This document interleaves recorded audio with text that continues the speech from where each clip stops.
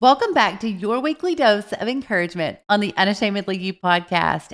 And you get to listen to part 2 of our episode with Ginger Gilbert. So many of you have been messaging and ready to hear the rest of her story and testimony. But if you have not yet, make sure to go back to episode 97 to hear part 1. God is truly faithful.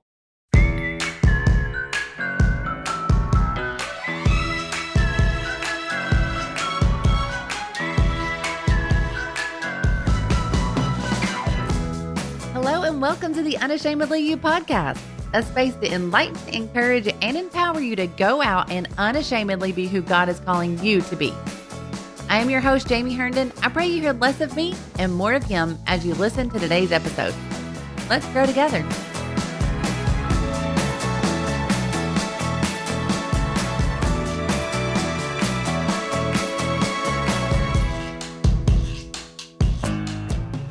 Welcome back to part 2, and our episode with Ginger Gilbert continues. I remember them bringing in the ice chest with my brother's bags of bone marrow. And it's just a feeling that I really can't explain, that this right here, this blood is about to give me new life in Jesus' name. The actual transplant took about 2 hours, and I was good. Everything was well. It all went through good. And after that, all you can do is pray and hope for the best and that it takes. And I knew that the road after transplant was going to be rough. They prepared me, but they did not prepare me. And so I had my mind in gear that if you get up and you get moving, you're going to do good. You're going to do well and recover quicker. So that night of my transplant, I was up, we were walking the halls, I was moving, I was going, and my husband he's a go-getter. And so he was like, you got to get up, you got to get moving. And so I did. And about 2 or 3 days after transplant, everything bottomed out. Like that's when everything was completely gone. And I felt like I couldn't get up, I couldn't move, I didn't have the strength. And he would keep pushing me, so I was there for a month. And I remember the day of my going into the hospital to receive the transplant. I remember so vividly, and it still wrenches my heart, saying bye to my kids for the last time. Because I knew in my mind, the thoughts that went through my mind was, I'm not going to be able to see them because they can't come in here to see me. Only one person. And so that meant I couldn't see my kids. And the next thing that would cross my mind was, what if you don't survive this transplant? You're never going to see your babies again. And it would eat away at me. And so I had gone in. We all went together for me to be dropped off. And but I went inside and I had to get what's called a trifusion put in my chest.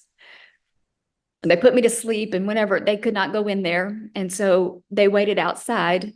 At this time of my transplant, my kids were, I believe, 9, 7, 6, and 4, I believe. Yeah, I believe that's right. How old was your baby? Oh, yeah. My baby was, he turned a year while I was in the hospital taking my transplant. And that's another thing that I'll touch on that was so hard, because my sweet mother-in-law took care of my baby while my husband was trying to take care of me, along with take care of all the kids, school, homework, pastor a church. His plate was so full. I'm in the hospital and I get pictures. I missed my baby's first birthday. I missed his first steps.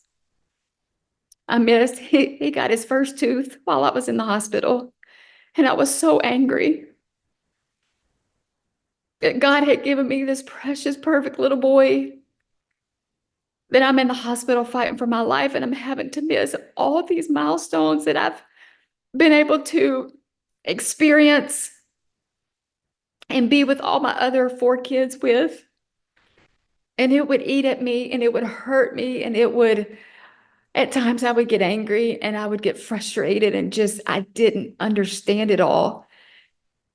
And I would look at his sweet little face and he was just happy and didn't know any different, didn't know any better. And my heart was hurting. And along with that, my husband had to miss it too, because he was there with me. And it was hard, to say the least. It was hard. And all that was built upon all this other stuff that we were already going through, that I felt my load was just so heavy. And I know my husband, when I tell you he is an incredible man, you have no idea. He never once complained of having to go back and forth. We live about 45 minutes from my hospital, and he would take the kids to school. He would come to Dallas and be with me, go back to get the kids, do homework, pastor a church, get up in the mornings, do it all over again. And it was back and forth. There were days sometimes that he would stay for 2 and 3 days that he could. And it was so much to carry, and it was so much mentally. But the night that I took it was the night, and I don't say things like this lightly. I don't say, the Lord told me. I don't do that lightly. The Lord does impress upon me, and he does. I feel moved of God to do certain things or whatever. But this one particular night, and people can chalk it up to medications or whatever they would want to do, it doesn't matter to me, because I know for a fact.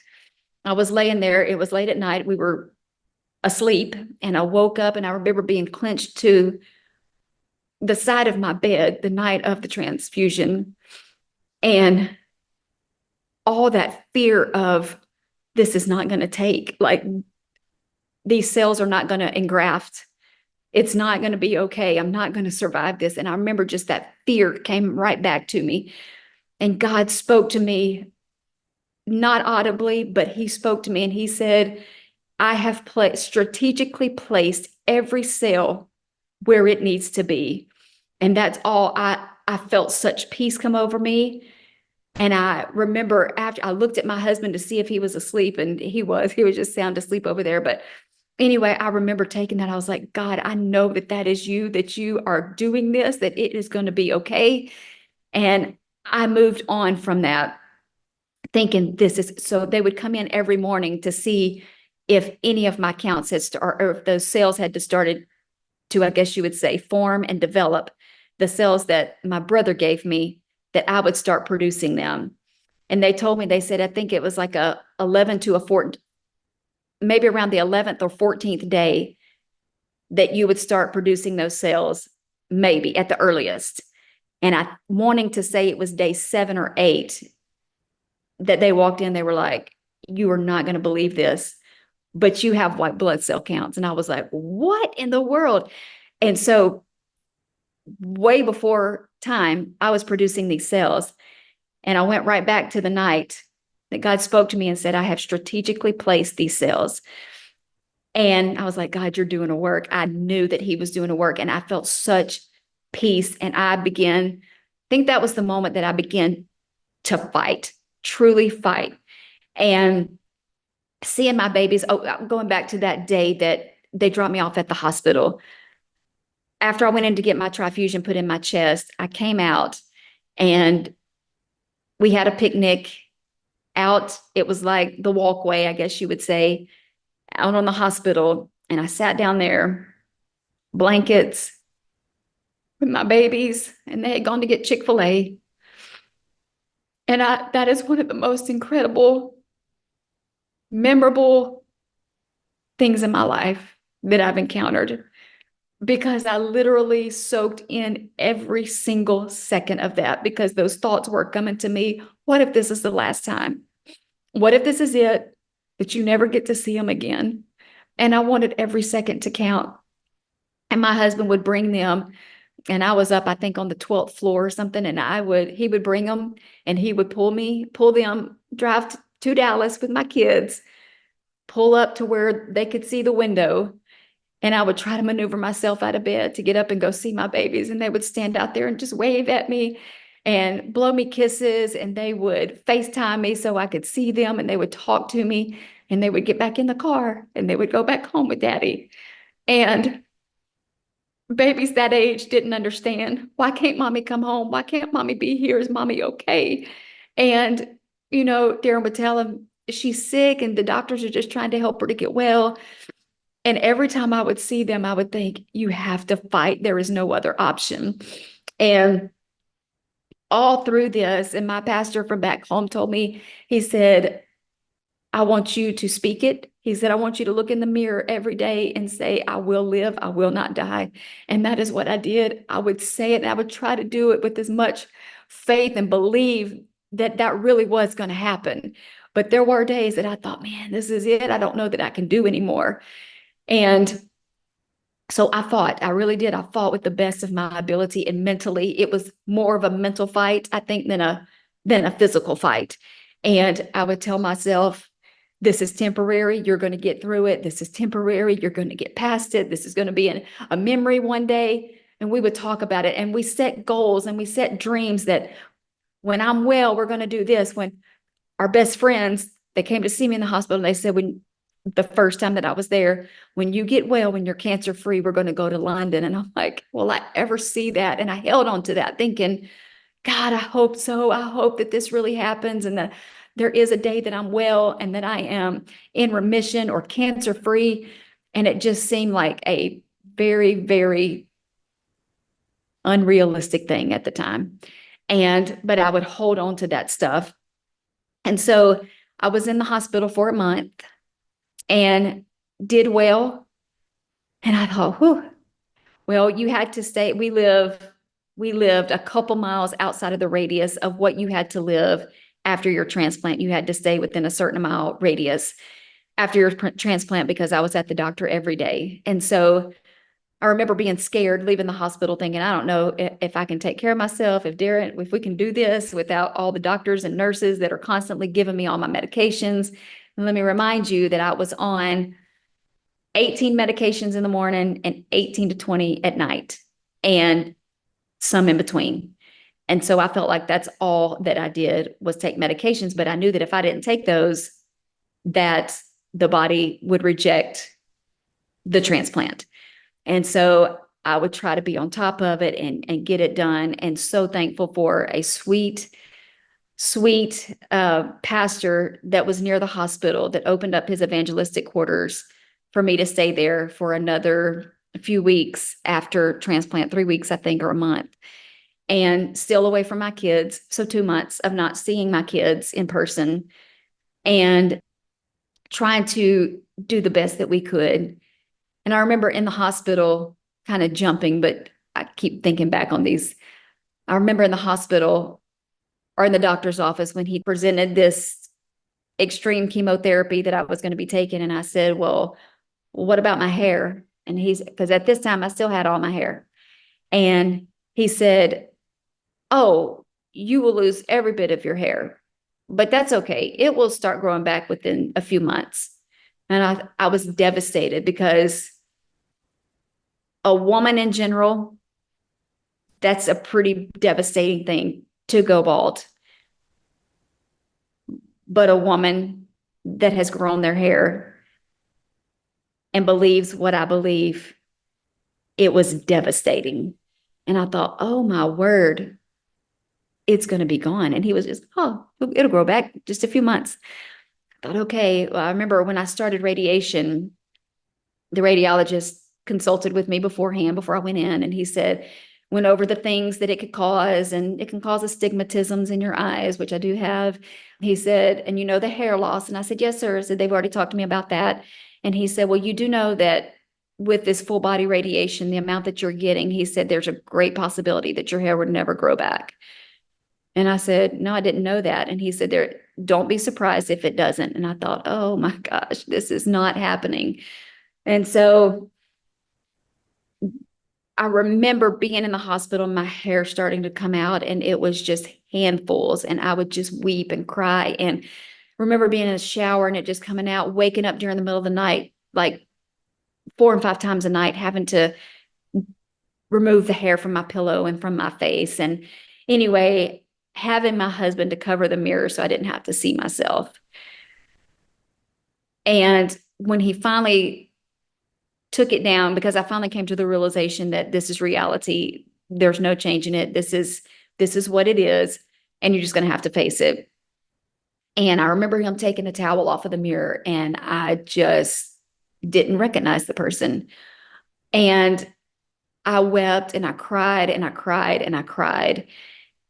And I think that that one thing being completely, well, at that time, patches of it, but when I went completely bald, solidified how sick I was. And I think I held on to, you're okay, you still look good. Like you still, not like look good, but like you look healthy. I held on to that thinking that it's not as bad as you think it is. It's really not as bad as you think it is. And when I saw that, I realized that this is extremely bad, and it kind of just signified everything. And so I finally just, it is what it is, and had to move forward from that. And so I get released from the hospital, go stay at this evangelistic quarters. And every day, I'm at the doctor every day, getting my blood tested every day. And so finally, I get released to go home. And I think it was 2 months. Now, I am extremely weak, extremely tired. I cannot be around anybody except my family. When my kids come home from school, it is doctor's orders that the clothes come off before they come in the house, and the clothes go straight to the washer. Your kids go straight to the bath or the shower before they even come in the same room as you. And so that was our life. That's what our kids understood. When you come home, that's exactly what you do. And I could not have them sit on my lap. They could not be within distance. I had zero immune system, and it was COVID. And so that was a hard thing also. And knowing that I could not do anything as a wife, as a mother, my husband was doing it all, and my mother-in-law. And I get home and my mom comes to visit, and I had not been feeling good, but it was just my sinuses. And my doctor said, I really think that it got everything messed up. Your sinuses, it's probably a sinus infection. And I was like, okay, well, this went on for 2 weeks. So I'm at home with my kids. During this time, we have people in our church that have received COVID, and it's not looking well. Several of them on a ventilator. And I thought, the doctors had already told me, I don't think it's anything like that. It's sinuses. Well, COVID was still pretty new.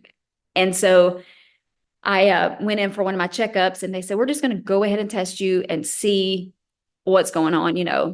And so they did. Now, let me say this too.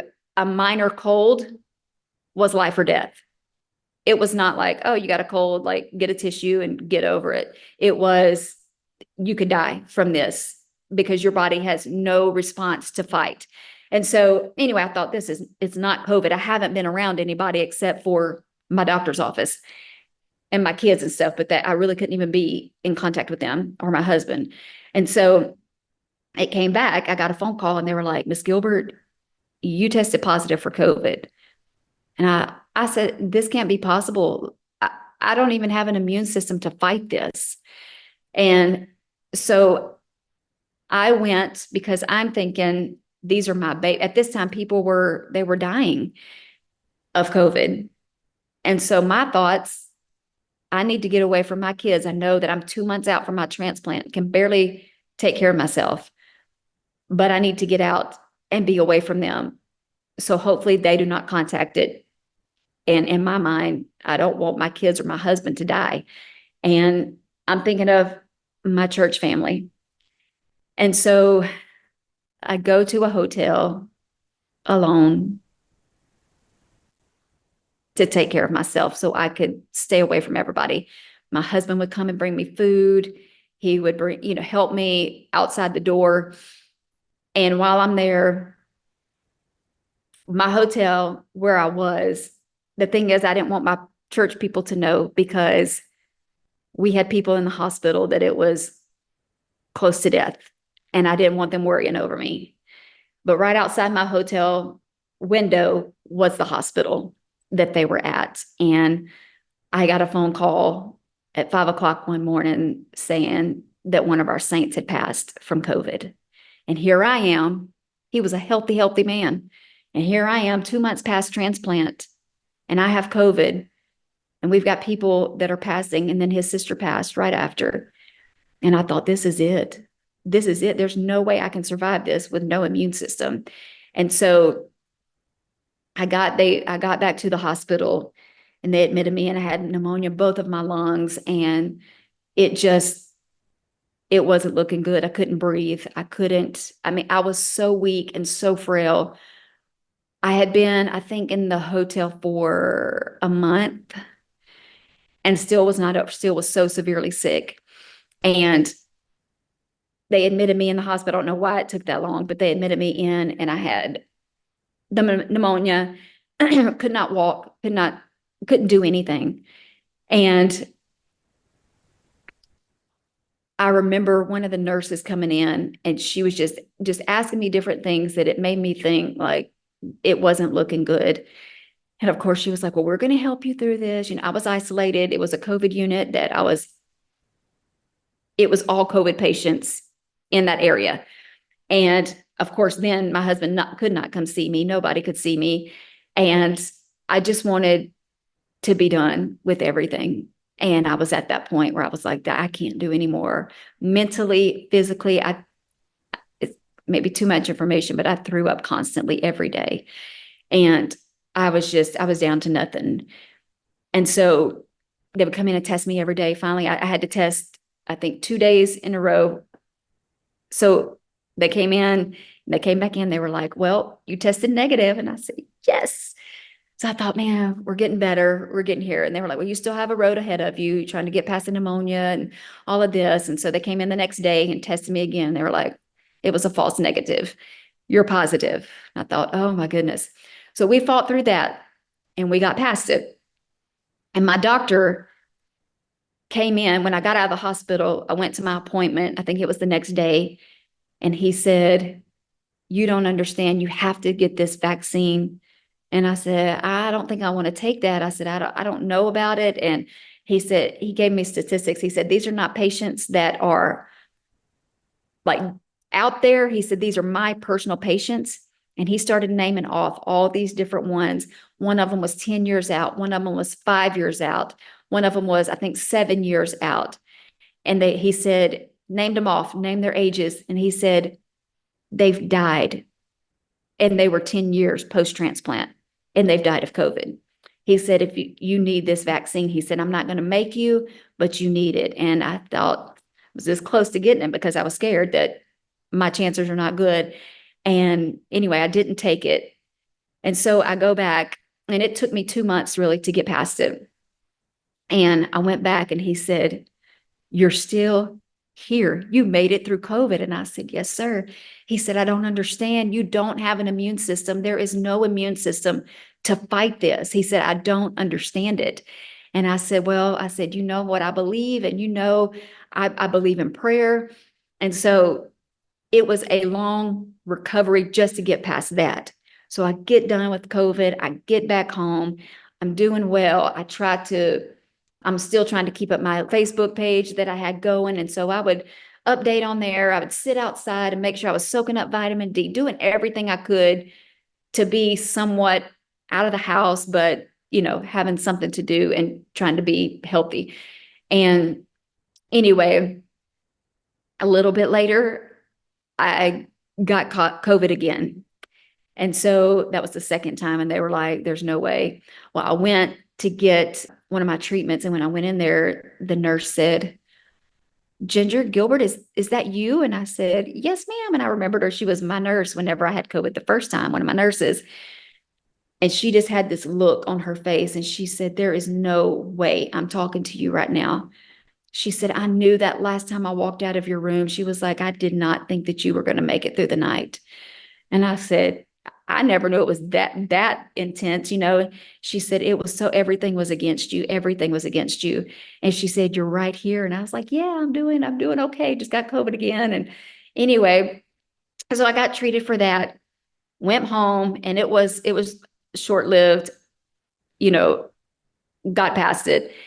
And so I was on all these medications still. The sickness, there was so much that came along with the transplant.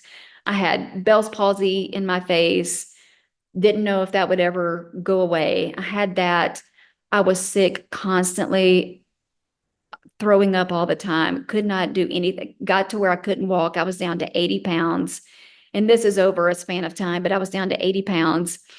And they had to put me in the hospital because I was just I wasn't thriving. And so they put me in the hospital because I could not walk. They thought they might need to do a feeding tube, all this kind of stuff. And it was bad. I was on a walker because I couldn't walk. And so they admit me in the hospital, and I started doing well. I had been there, I think, maybe a week or two, and I started doing well. And that night they were like, well, do you feel like you're okay to go home? And I said, absolutely. I'm so ready to get back home. I had been in and out of the hospital just constantly. I said, I'm just so ready to get home and get home to my kids. And they were like, all right. Well, during the night, I get sick, and they came in and they were like, well, we're going to give you something different. I was like, okay, I'm for it because I'm just tired of this. I need something. They were like, well, we're going to give you this, whatever it was. They gave it to me. And I knew that I was going home the next day.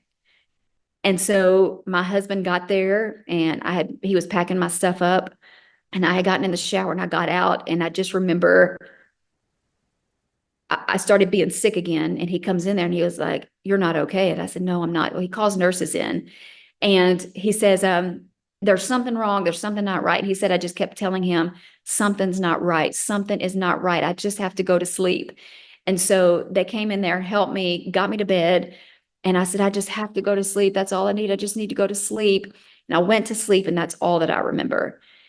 And so for several days, it was really bad. So they said that it was as if I was in a coma, but my eyes would open. And I don't remember anything. I have no idea what happened, but my husband would talk to me, look at me. I couldn't respond. I couldn't speak. I didn't know he was talking to me. He called my mom and said, I think you need to get here. And so she came, and they were doing every test that they possibly could to figure out.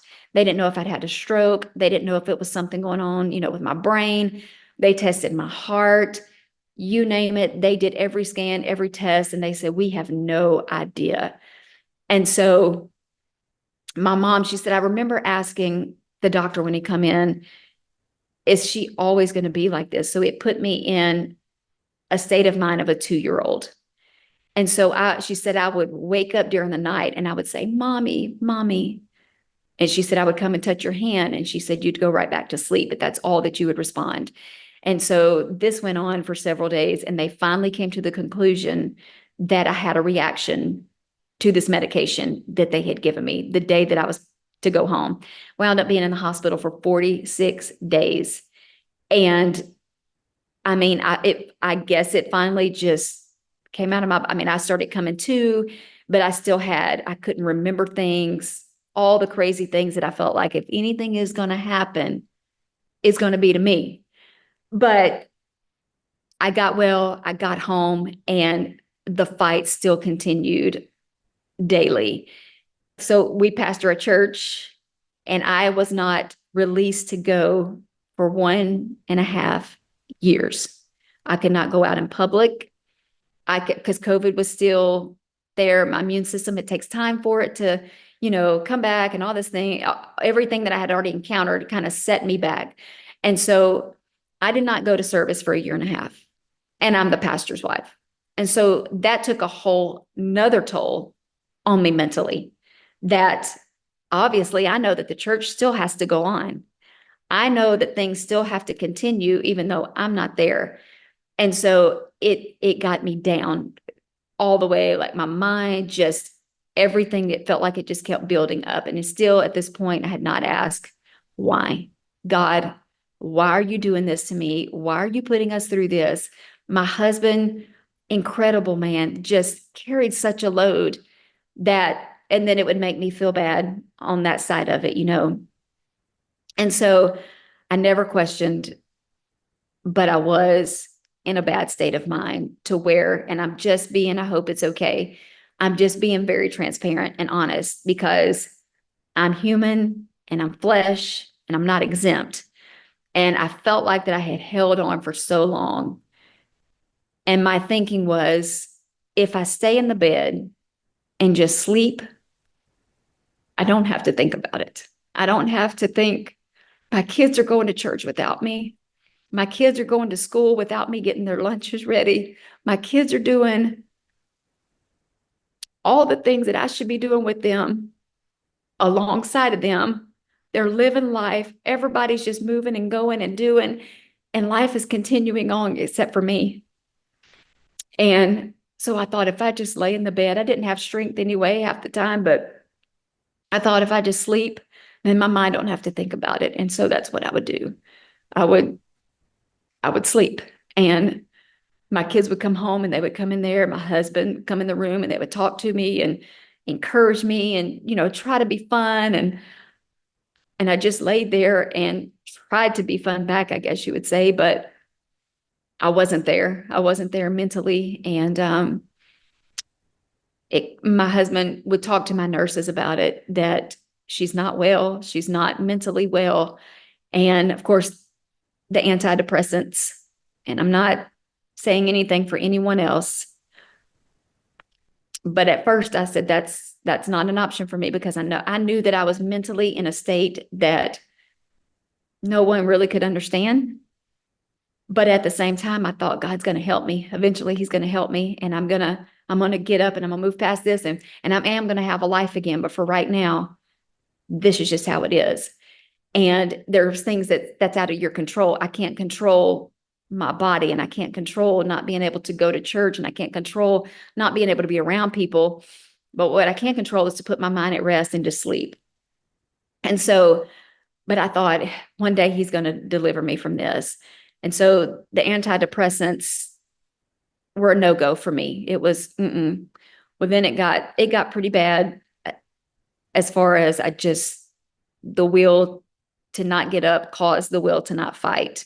And so the next time I had my doctor's appointment, I told her, I said, go ahead and prescribe. I said, I've got to have some help. Prescribe those medications for me, just the lowest dose that you could possibly give me. And I just got to have some help to get through this. So she was like, okay. That was what they had been trying to get me to do for a really long time. And I remember going home and I thought, finally, I'm going to have a little bit of peace of mind. And I remember going in the kitchen, everybody had gone to bed, and I went in the kitchen and I got the bottle and I went to take the lid off, and something just, I put it back on and I set it down, and I thought, nope, I'm not going to do this. And so the next night rolled around and I thought, man, I can't, I'm just going to take it. It's not going to hurt me. It's going to be fine. And so 3 different times, 3 different nights, I tried that. And finally that third night, I threw it in the trash and never took it. And so I was completely, a friend of mine, my best friend, she called, she said, you need to get up out of bed and you need to put your clothes on. I know you don't have anywhere to go, but get dressed. It will make you feel better. Get dressed. And so I was like, okay. So I did it. And the moment that my eyes would open, I would plead the blood over my mind. God, just cover my mind in your blood. All these thoughts of, I'm not going to be around. Someone else is going to be raising my kids. Like everything that you could possibly think was there. And I needed relief, but I wasn't willing to do the medication. And so I would pray the moment I opened my eyes. And there were times throughout the day that I would have to continue to pray, but I had to make myself get up to put some clothes on and to feel like, because I felt there's nowhere to go. There's nobody to see. You have nothing to do. I couldn't do laundry. I couldn't do dishes. I couldn't do any of this for 1.5 years. And I felt useless. I mean, what was the point? And so I had to get a hold of myself. And I finally came to the realization of that. And when I did, things began to change. And I want to say that I was praying every single day. And I want to say that I was in the word every single day. And I was not, but I'm human and I'm flesh also. And so But I know that God heard me. The prayers that I would try to pray, I know he heard me. And I would still say, God, I trust you. And every time I would say that, I would go back to those two people that told me, God's trusting you to carry this. And so I went back to it and I would hang on to that. And every day I would get stronger and stronger. And I would try to do more. I would try to push myself more. And no antidepressants. God pulled me out of it. I am 3.5 years into remission.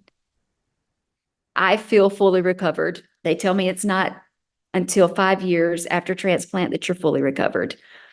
But all the things have been put into perspective for me.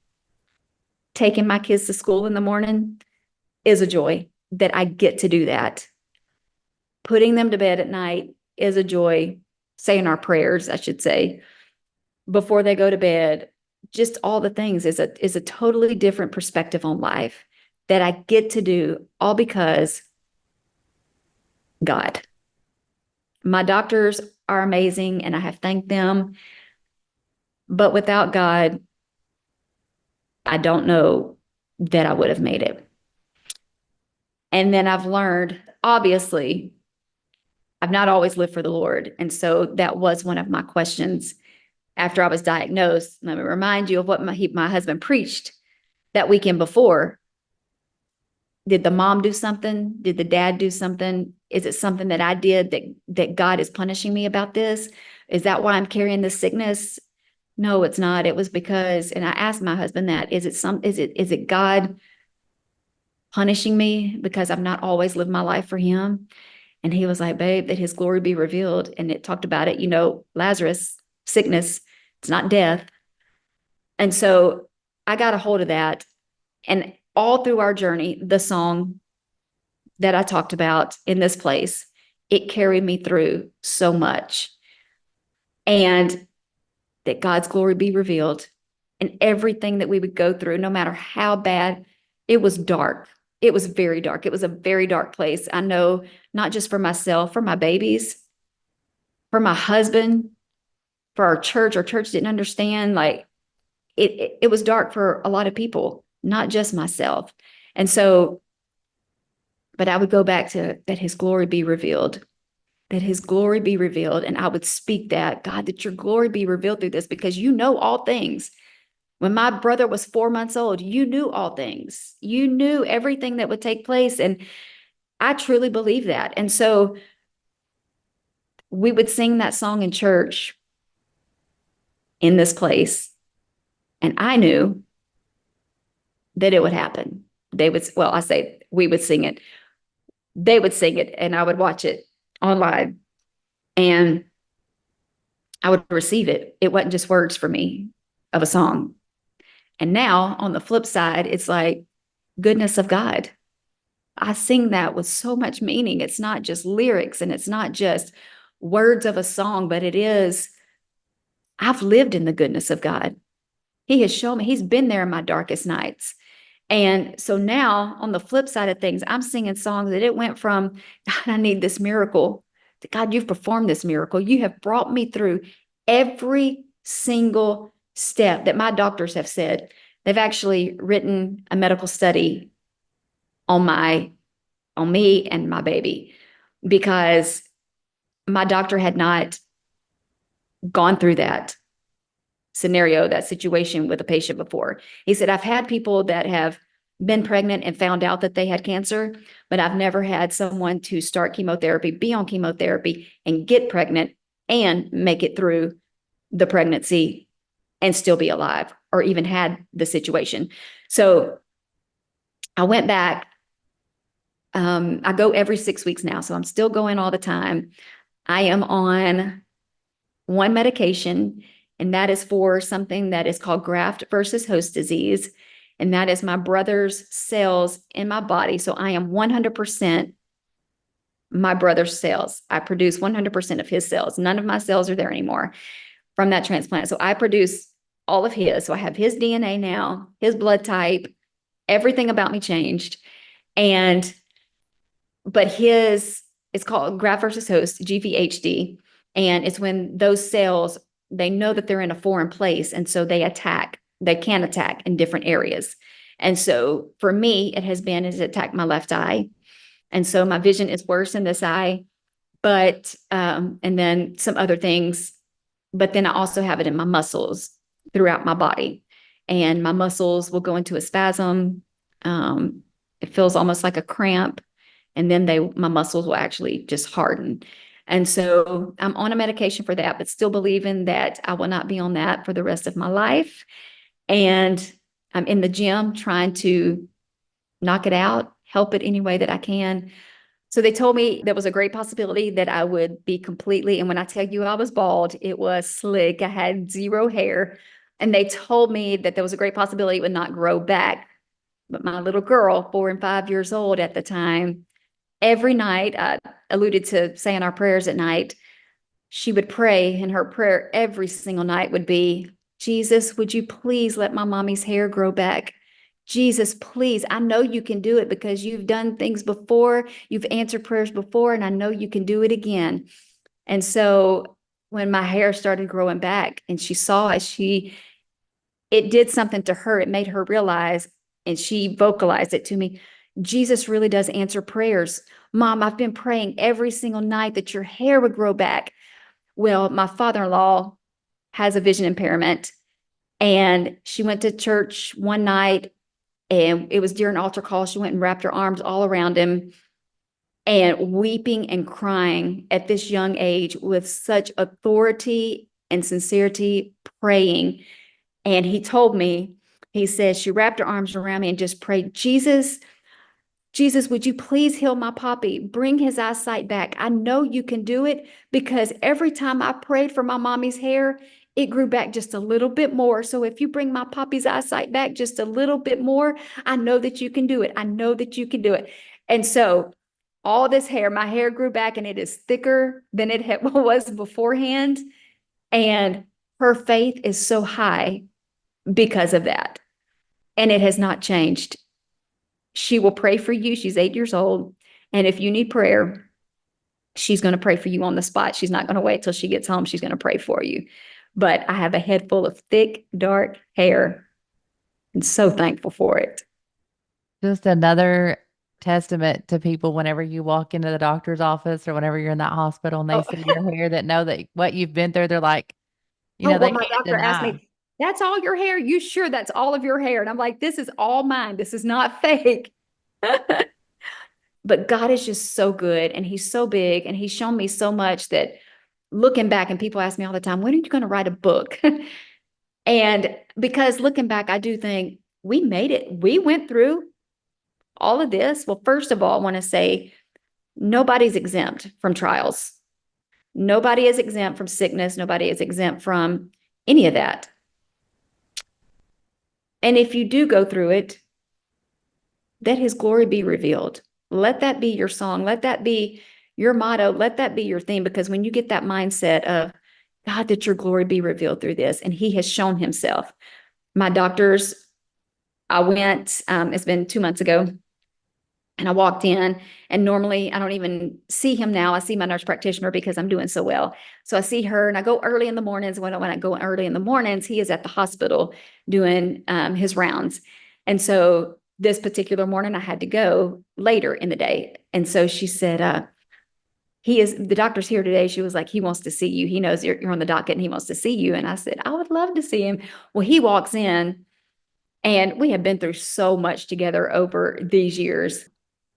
Anyway, he walks in, and his very first words to me, you're still alive. And I said, yes, sir. And he said, oh, my word. He said, you've been through cancer, and then you had a baby, and then you had COVID twice with no immune system, and you're still alive. And I said, yes, sir. I said, you know my faith, you know what I believe. And I said, I don't know. And I felt that it was my time to share with them, regardless, I guess, what they believe. But I told them, I was like, I don't know your view. I don't know what you believe, but I know that I believe in the power of prayer. And I had thousands and thousands, like I'm not exaggerating that, of people praying for me and praying on my behalf.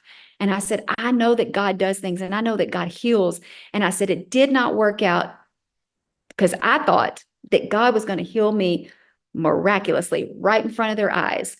But what he did, he chose a different avenue and he took me through so much stuff that I never, ever dreamed that we would go through. And I guess my doctors also. And here I am today, that his glory be revealed.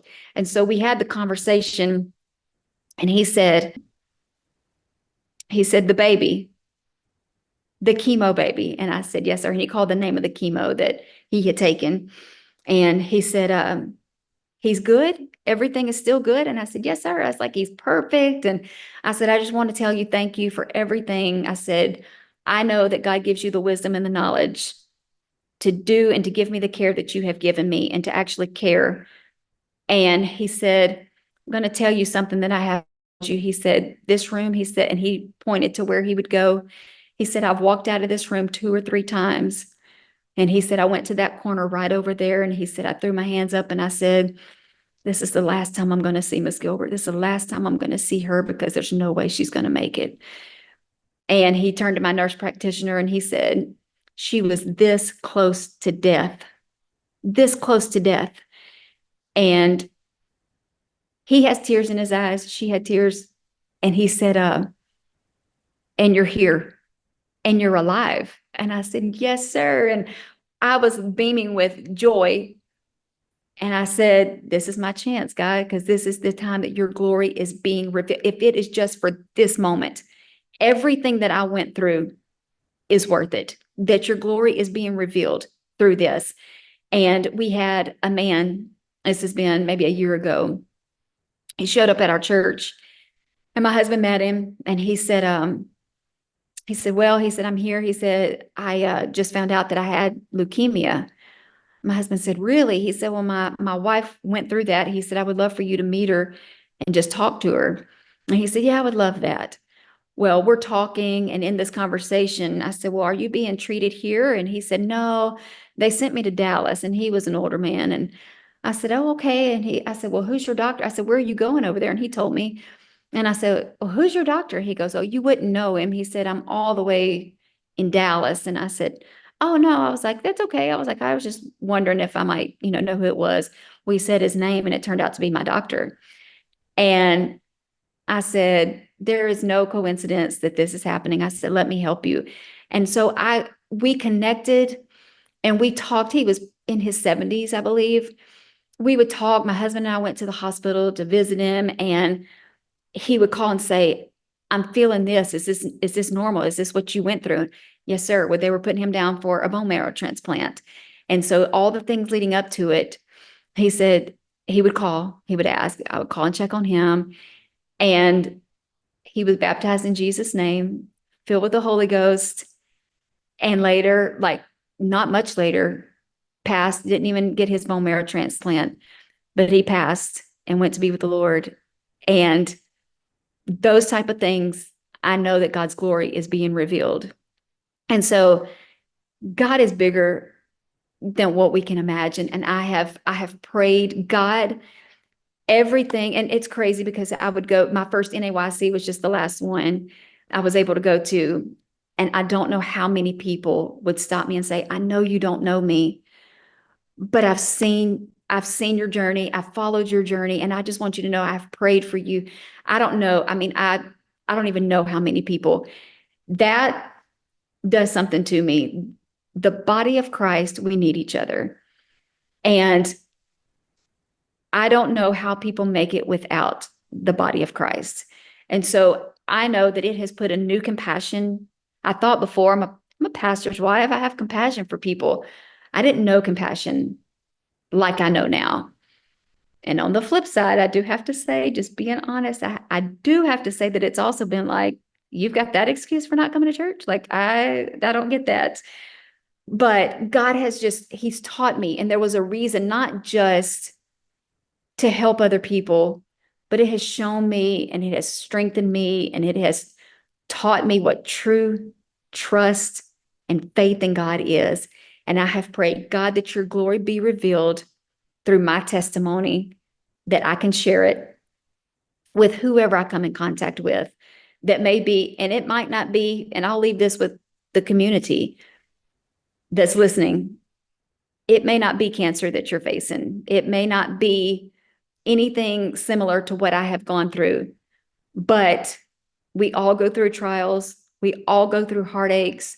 We all go through things that we feel like we're never going to come out of. But if you trust God, truly, truly, it's one thing to say it, but when you walk through it, you're being tested for sure. And that's a make or break. You either trust or you don't.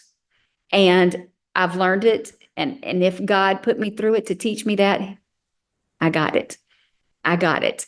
And I am blessed beyond measure. I'm so thankful. I'm so thankful that I didn't let go, that I didn't give up, that I didn't say, God, I'm mad at you for putting our family through this. But I trusted him. And I still trust him.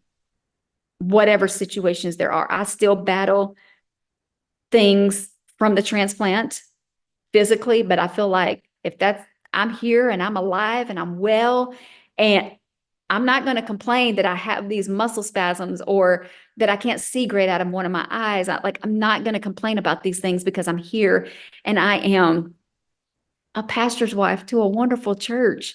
And I get to be the mother that God first and foremost called me to be. I get to do these things. I get to be the wife. I feel so blessed. And at times I feel like, whew, you want to think, God, why did you put this on me? But then you also think, God, you chose me to save me. And, you trusted me to go through this so I can help others. Or I can say, when people say, you don't understand. Oh, yes, I do understand. I get it. I've lived some hard things. My husband has lived some hard things. And it got to where he even said, I'm up there ministering. Do I really believe what I'm preaching to our congregation? Do I really believe what I'm preaching? He said, and I was living it. So yes, I did. I've lived it. And I know that God is faithful. God is just. He's there. He never leaves you, never forsakes you. I've got this saying that I've said before that, and I felt it during that time, like if I did try to pray, but the silence was deafening.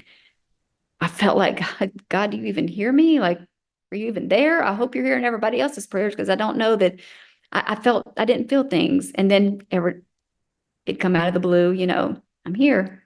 He would remind me I'm here. And so that is it. God is so good. God is so good. And then when it was shared at your church, my testimony, I thought, man, that's God right there, letting my testimony. It's not about me. It's not about how strong I was or how godly I was through it all or whatever, but it was about God's glory being revealed. And my babies got to witness. I hate it, but at a young age, had to witness things that were hard, that were tough, that they had to go through. But they have seen that mom and dad stayed faithful. Mom and dad stayed true. And so it's been a witness even to them.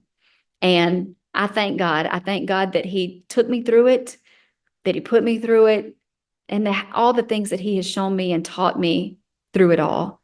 He's such a good, big God. He truly is. I've always said, if you stay faithful to God, he will stay faithful to you. Yes. And your life is a testament of that. Thank you so much for sharing your testimony. It's so beautiful. Just everything that you have shared with us and all that. I know you had to go through so much, but the glory of God is revealed to all of us just by hearing your story, by seeing you alive and thriving, not just to the medical community alone. It is a testament, but to all of us that are living for God and that do know, like, God, he's in the details. And He no is. matter, like you said, no matter what situation that you're facing, he's there right alongside with you. Even whenever it's something that you don't understand, you don't know if you're going to make it, he's there with you and he's going to help you and lead you and guide you. That's right. I spoke at a hyphen conference, I think this past year, and that was the title of my message was Life Interrupted, because life is not always perfect, but God has bigger plans and a bigger story, and he will interrupt your life and do whatever it is to take you to the place that he wants you to go. And so nobody's life is perfect, but you trust and believe God has the perfect plan. I love one thing that you said. We say often, like, I trust the Lord, but for him to trust you and to think about, certain situations or things that you may be going through listening to this and think, that's a whole different perspective to think, Lord, you're trusting me to carry this burden and to stay faithful to you through it all and to trust you through it all. You're trusting me to do that. Yeah. And just to know that the Lord can trust us. Yes, he can. I felt honored. If it's an honor to carry what I carried, if anybody's life can be touched or changed or encouraged, whatever, I truly count it an honor that God would trust me to carry that. I just think about, like, with Job, the Lord trusted him that no matter what, you can do anything to him. He's not going to forsake me. He's not going to give up. He's going to continue to walk with me no matter what you do to his life. And the Lord trusted him. And just thinking of that same thing with you, the Lord, he said, if you touch her health, if you take her health, if you put everything up against her life, I can trust her. She's going to stay faithful to me. She's going to stick with me. She's going to walk with me. And what an honor, like you said, that the Lord would do that. One thing that we always end with the Unashamedly You community is asking if there's anything that you could leave with us today, what would it be? I want to tell you that, and I've mentioned it already, but God sees the big picture. He sees that panoramic view that we don't see because we put our blinders on and we see just straight ahead. We don't see it. We don't understand. But when we truly put our trust and our faith in him and we say, Lord, I don't understand it, but I trust you. And it's easier said than done. And I can attest to that. But when we do that, his glory is going to be revealed. God, use it for your glory. The hurt that I'm going through, the financial struggle, whatever it is, the hard times in life, I know it's life. And some things are just life. But if you put your complete and total trust in him and his faith, your faith in him, he's going to carry you. He's going to make a way out of no way. He's going to do the impossible. And I know, I don't just say these words, I know because I have lived it. And so I want to encourage you, keep your faith. Don't be discouraged. Don't give up. God has a perfect plan set before you. And so don't say that, well, this is not working out just the way that I thought it was. And so I give up. I throw my hands in. I'm out of this. Don't do it. Keep moving. Keep going. Things did not pan out. They panned out way better than I could have ever thought because I thought, man, God, you're going to heal me of this one thing of cancer, this leukemia. But no, he said, no, I can do way more than that. I'm going to take you through the leukemia, having a baby, no matches for your transplant. The list goes on and on. The COVID, now opening doors for me to be able to share this and to minister to other people. That is God. And so he's done way greater things than I could have ever dreamed. And I've prayed, God, let it make me a better pastor's wife, a better mother, a better friend, you name it. Let it make me better in every single way. So trust God, even in the hard times, trust that he has the perfect plan in store and in vision for you. You can trust the Lord. No matter what he's calling you to, you can trust him. Thank you so much for sharing your story. You have elevated my faith. And there's no doubt that you have elevated every single person that has listened to this and encouraged us all. Thank you so much for being such an inspiration to everyone around you of just trusting the Lord. And your life has been a testament of what God can do whenever we allow him to work through us. So thank you for being on the podcast today. It was such an honor to have you. Thank you so much. Thank you so much for having me. It has been a true honor and a joy. What a faith-building episode. God is truly so faithful, and he really cares for us. If this podcast has blessed or helped you in any way, we would love for you to leave us a review on Apple or Spotify, tag us on Instagram, and tell your friends. We love when someone lets us know they are listening because a friend told them about our podcast. Go be unashamedly you.